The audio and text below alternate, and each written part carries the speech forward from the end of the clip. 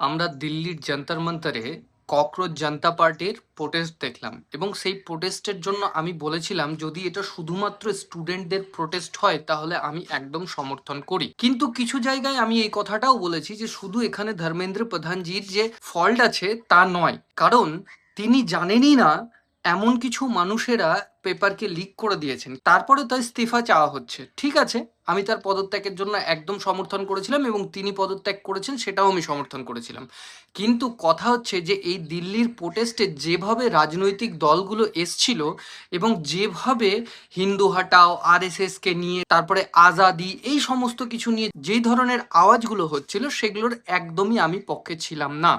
তো যাই হোক, সেই ক্ষেত্রে ককরোচ জনতা পার্টির প্রোটেস্টটা শেষ হয়েছে, কিন্তু এবার আমার প্রশ্ন হচ্ছে ককরোচ জনতা পার্টির অভিজিৎ দীপকের কাছে এবং যারা ককরোচ জনতা পার্টিকে সাপোর্ট করেছিল তাদের কাছে, এবং সেই সমস্ত রাজনৈতিক দলগুলো যারা ককরোচ জনতা পার্টির হয়ে মোদিজিকে অনেক কথা বলেছিল এবং সেই স্টেজে দাঁড়িয়ে অনেক ধরনের অনেক রকম মন্তব্য রেখেছিল, আমার প্রশ্ন তাদের কাছে যে আজকে ঝাড়খণ্ডে যে পেপার লিক হলো সেই পেপার লিক হওয়া নিয়ে কেন ককরোচ জনতা পার্টি সামনে আসছে না এবং যারা সমর্থন করেছিল তারাও কেন সমর্থনে আসছে না, এবং যে সমস্ত পার্টিরা অনেক কথা বলেছিল তারা কেন আসছে না। আর ককরোচ জনতা পার্টির প্রোটেস্টে জুনায়েতের বিরিয়ানি ছিল বিদেশ থেকে আসা জোম্যাটো, সুইগি আর ব্লিঙ্কেটের মাধ্যমে খাবার ছিল, কিন্তু এই ঝাড়খণ্ডের প্রোটেস্টে স্টুডেন্টদের জন্য হিন্দু মন্দির থেকে আসা ডাল, ভাত আর আলুর সবজি আছে।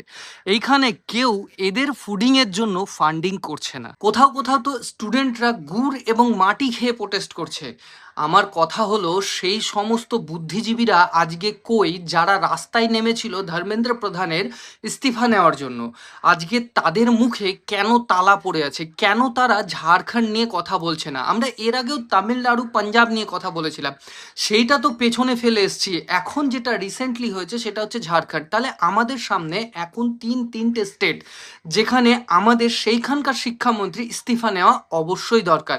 আর আমি এই কারণে এই ভিডিওটা বানাচ্ছি, আমার এই ভিডিওটা আমি চাই ককরোচ জনতা পার্টিকে সাপোর্ট করা সেই সমস্ত মানুষদের কাছে যাক যারা ককরোচ জনতা পার্টিকে নিয়ে দিল্লির যন্তর মন্তরে গিয়ে অনেক প্রোটেস্ট করেছিল এবং নরেন্দ্র মোদীজিকে অনেক বাজে বাজে কথা বলেছিল।